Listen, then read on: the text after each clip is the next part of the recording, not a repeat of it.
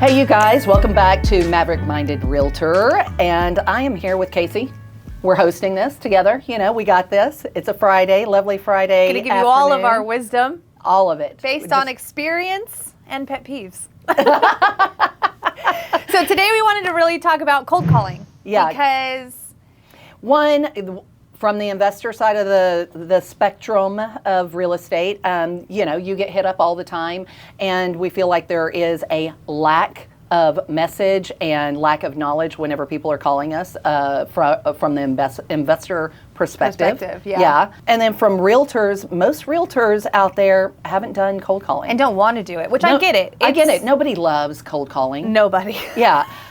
Or warm calling for that matter. But when leads are not falling from the sky, and it is not like crazy market like it has been, and here we are, what are you going to do? Yeah. You know, not everything is going to be a cakewalk. And so that cold calling or that warm lead calling is Where it's at. Yeah. I feel like a lot of people are always asking what's the best marketing. And if you talk to anybody or work with anyone who's been doing marketing, like consistent marketing, not just sphere of influence or word of mouth, it shifts, right? Yep. So there's different times where I remember when SMS was like the way to go. the way to go, and Yep. it got oversaturated, and then the rules started changing, and then we weren't really getting the exact same hit rates, and then it goes back to mailing letters, which started working again. Yep. So you have to understand that these ebbs and flows, but I would be really honest that cold calling and direct contact, even door knocking, is always an effective tool if you know how to get the person to stay on the line. And Yeah. I think that that's the art that's missing because people are annoyed about it. They're getting a lot of cold calls. So the question is, how are you going to stand out in an industry where people are worried about the changes in Zillow and the leads not coming in the same? And so I think cold calling is one of those age-old practices that people love to hate. And so Absolutely. let's talk a little bit about what it looks like. Well, so on the investor side of things, I mean, you and I have both done the investor side of things, and we work with a lot of investors. So we'll just start there. They use, you know, if you're not using a platform or some sort of data scraping tool, then you need to, you know, and they're not always going to be correct. And who has the time to go through all of it when you're trying to do several calls, you know, you're trying to hit that 100 calls an hour or whatever it is. You're talking about investors calling direct to sellers and direct realtors? to sellers and realtors. And Now, realtors. I do feel like with realtors, it's a lot easier to get that information straight, you know, Yeah. because you're dealing with the MLS, right? You have some sort of link to the MLS. You're getting that information. It's not that hard to get the information correct. Right, for who you're calling. Yeah. Yeah, exactly. So I guess it's become a lot more popular for investors to not only cold call direct to sellers trying to get their properties under contract, off market, not using realtors for reference, but they're also calling a lot of realtors that might have access or come across properties because we're into properties all day long. So I get about 5 to 10 a day. I'm sure you get a lot too. Yeah. And Well, because also I get the ones where they didn't actually do their due diligence and they're calling me about your property, Oh, not right. just my property. So they're calling me for the whole brokerage, so all Yeah. of my agents. Yeah, so she gets a whole slew of them. But I would say, like, as a realtor, I'm getting calls from investors. And honestly, not even the investors. It's usually virtual assistants that they've hired that I highly advise against because I think it's pretty common for investors to do these blanket intros just to get your interest, right? Because Yeah. they're used to doing that with sellers. Yeah. So I always tell people this, if you're an investor cold calling a realtor, we are a whole different class than a seller. We're professionals.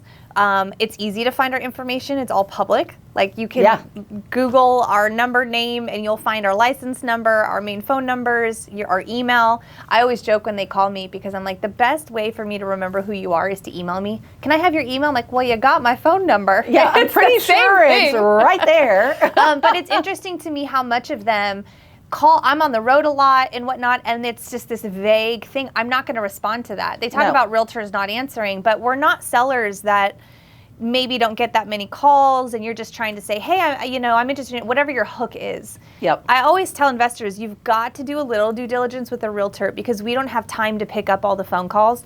And then you get this whole, I hear the investors on the chat groups Oh my gosh, that I are see so it. crazy. Ugh. They're like, they never pick up because we have real business to tend to. Now, That's not to say there's not opportunity there, which I do want to touch on for realtors. There is. Tons of opportunity. It's unreasonable to think that we can answer every call Right. anymore. Right. Used to, absolutely. Sure. Absolutely, because everybody couldn't scrape that data and get a hold of you. Yeah. We didn't have cell phones all the time. I mean, heck, we had beepers. That we're going way far back, right? Yeah. Like, there was a time when you picked up the phone all the time. Right. That's But we can't gone. do that. So the point is like, how do you get the attention of a realtor if you are going to cold call them? I would say, honestly, send an email just so your name pops up, seems familiar. Second, honestly, when you call, just say who you are. Just say who you are. A name would be a great start. Yeah. And also just who you work for would be a start. Yeah, if it's not you, if you're not the person calling on behalf of yourself, Right, but then, yeah. 90% of them calling, you're not buying properties. Okay, Yeah. you're working for somebody who is. And then I also want to know, as an educated realtor and investor, well, are you the end buyer or are you a wholesaler? Are you going to try to market this to somebody else? Who am I working with? Because all different property types need different types of buyers. So realtors can do really well working with investors, and it's a great opportunity if they're cold calling you, because Yeah. you're able to look at them and say, yeah, actually, I can be a buyer's agent for an investor. There's not just other buyers like homeowners or first-time buyers that are looking for a dwelling. There's also investors that are looking for opportunity too. So it's a huge way for them coming to you in a time where buyers agents are unsure of how to get leads. Exactly. But it goes two ways. So realtors need to understand what questions to ask, and the investors also need to identify themselves and treat the realtor like a professional and vet each other. But Well, and when you're calling that realtor, make sure, not only do we want to know who you are, who you work for, and what your strategy is, but don't give us what that you buy anything. I'll buy anything. Yeah, what is anywhere, it? What you got? in a population of 7 million, 4 major counties. Yeah. But that is not a criteria, so get specific. This is where I'd like to buy. This is what I'm looking for Yeah. specifically, and get specific, because if you buy anywhere, anything, well, I'm hanging up the phone and you will never, ever hear from me again. It's lazy to me. Yeah, it's just Let me throwing throw something that up net against the wall. out in the ocean Yeah. and just see what See if I got happens. You don't have anything. the right bait, you don't have the right tools. And so just a word of advice in general on that. I sometimes will engage with the people that text or call me and be like, I'm sorry, do I know you? And they either hang up on me because they don't know where to go from there, because it's a VA. Yeah. Honestly, I Yeah. get hung up on all the time just because I ask a question. It's wild. Yeah. And I was like, ooh, I hope they're listening to these. So anyway, I digress. The second Yeah.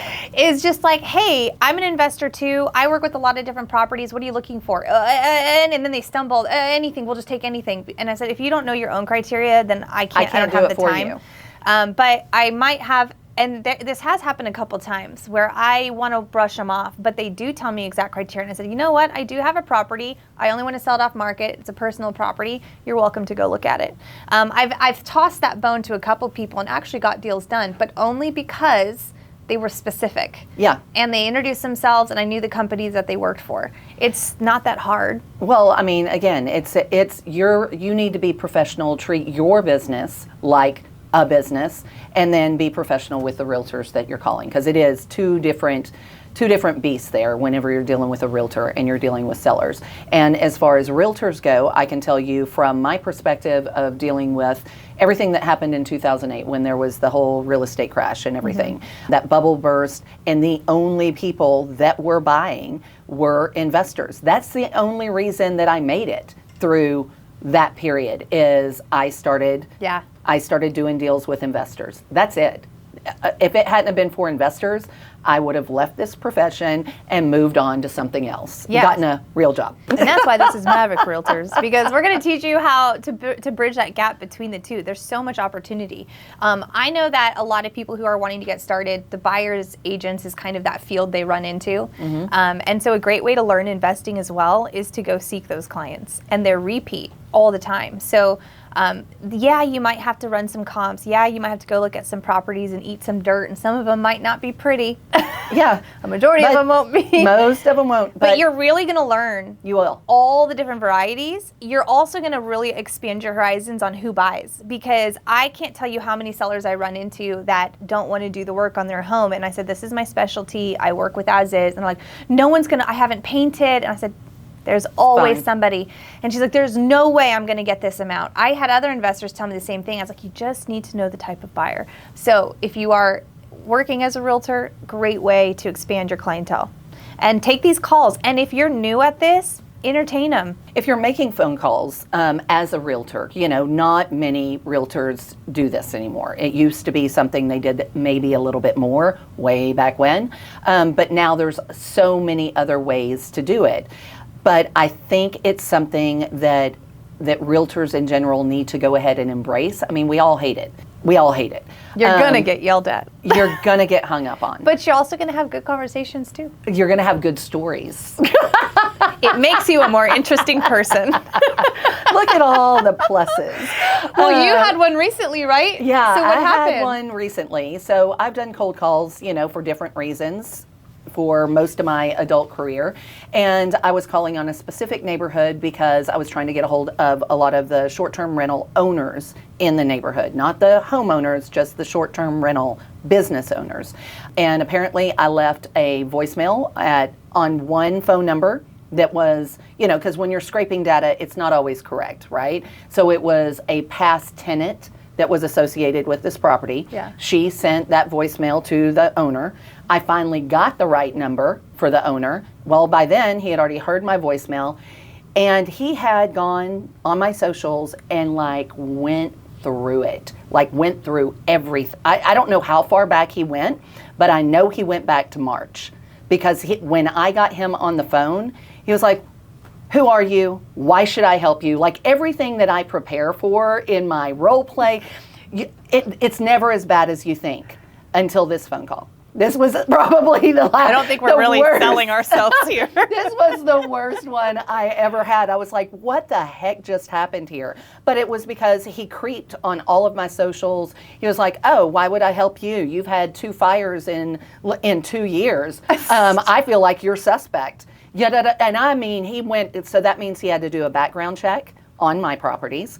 Then he had to go through my socials from way back in May when I said, somebody give me a match. He quoted that. I mean, the guy was cuckoo. Okay, so let me ask you this though. How many cold calls have you made on an estimate in your career? And how many are like that? That's the first. That's the first. That's the first, And so I'm saying, I was telling everybody, all of my agents, and because we do role play about once a week with a group of agents for these warm leads. And I'm like, it's never as bad as you think it is. And then I had this one, and it was worse. But it's the only one in 35 years of cold calling, whether it's for the construction side of things or for real estate. And this was by far the worst one. So a few lessons here that I'm pulling. Be careful what you post for other people to see. Oh my gosh. But second, it's interesting that he said, why should I help you? Because you're cold calling to essentially help them. Yeah, it's let's come together as a community, share resources. Yes, I was asking for a statement that you make more than what monthly rents are, average monthly rents are in that neighborhood, so that I can protest my insurance company because I'm disputing them about loss of income. Oh, so you were basically pulling. Yeah, and so I'm okay. So I am doing that, but I am also trying to make if we come together, we're better together than singular. Our voices are louder, we can build that community, blah, blah, blah. Right. And he was like, come to find out, I did my recon work too, in case you're watching.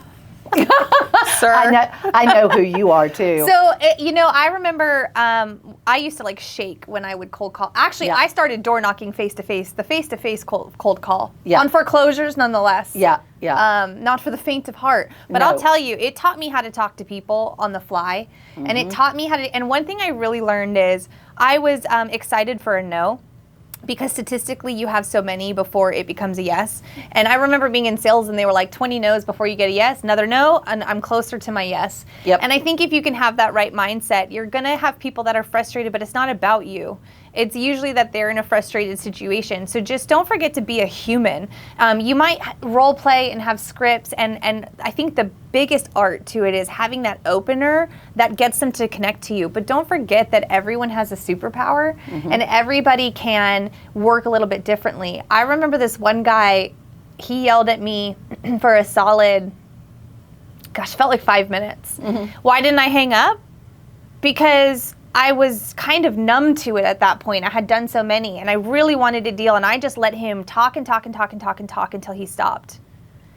And then I remember, just for some reason, probably because it's just my personality, I was like, do you feel better? And he paused and was like, I mean, kind of.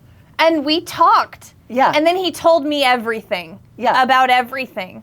And it was it was the first time I realized to just be a human in that moment. Yeah. I kind of shut down, but I didn't hang up because I was just like, well, I'll just let him get it out, and then it's his, whatever. It's But it not was about also me. you being able to go, it's not about me. Yeah. So that's the And biggest that's really thing. part of it, is you've got to remove yourself and your ego and your feelings from the situation, because it really isn't about you. It's not. It's about the 50 calls that they've had before you. It's about the situation that they're in. My bad phone call, it took me a day to get over that before, and it took me 3 more days to start making cold calls again. But you did it again. But I did it again. You did it again. For that one, I sat there and went, oh, that wasn't about me. It was that he had properties in an LLC, and I finally found the right number. He didn't want to be found. That's what it was about. Yeah. Yeah.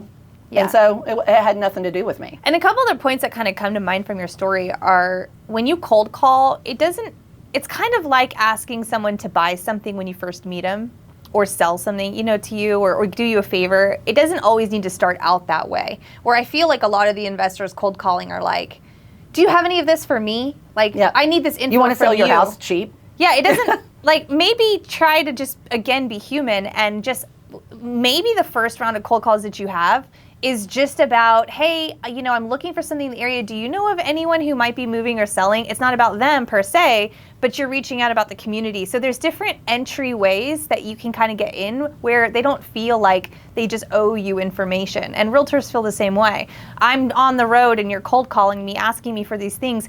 You haven't asked even what my business model is, what kind of properties I specialize in. You know nothing about me to even know if I can even help you. And this also goes for service companies that cold call. Yep. For lead management, marketing, video editing. Video marketing. My first cold calling on the phone was because of the roofing company. Yeah. And then the thing I always tell everybody whenever we are doing role playing is, when you're doing cold calls, smile when you talk. They can hear it. They really can. My father made me answer the phone like that as a kid. Yeah. And he would be like... My mom did too. We had a script, and he would call and be like, you're not smiling. I'm like, how do you know? How do you know this? Like, you can, it's just a different tone. It's an uptone. I think as well that you can really tell when someone's authentic or not. Yeah. I feel this way when you go to restaurants. Yeah. A waitress comes to your table and they're like, hi, how are you? Is there anything I could do for you? It just feels annoying. Yeah.